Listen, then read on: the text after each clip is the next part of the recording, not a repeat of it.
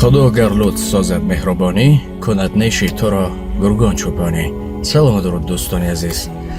خدا رو شکر که دو امارتمون قریب که بود شد، قریب که فقط کمی از اونها قسماش موند.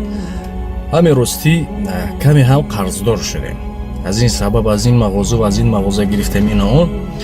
مبادا رفت در داخل شما اگر که نفرانی باشن که صدقه جاریه کردنی باشن، یعنی که همین حاجتخانه هایی که در قد راه در جایهای عمومی کرده ایستاده ایم.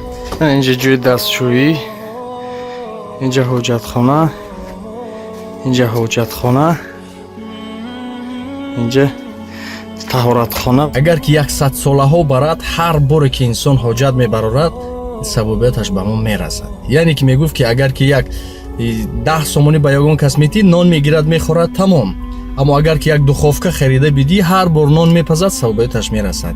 یعنی حاجت شکنی یگانه چیزش تشنگی رو طاقت میکنی، گرسنگی رو طاقت میکنی، اما اگر که حاجت داشته باشی به حد دشوار است. با این خاطر به حد سببیتی بزرگ دارد.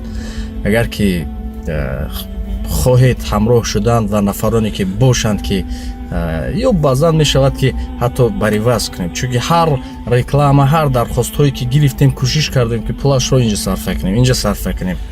قریب که بود شده است. این رقم ها هستند. اگر که کسی میخواد کمک کند، یگان مواد ما گیرد یا یگان چیز گیرد، در صدقه جاریه همراه بشود، مرامت میتونید تماس بگیرید. و در آخر خدا خیر شما را قبول کند و بلا را دور کند. صدقه عمر انسان را دراز میکند و بلا را دور میکند. خدا نگهدار.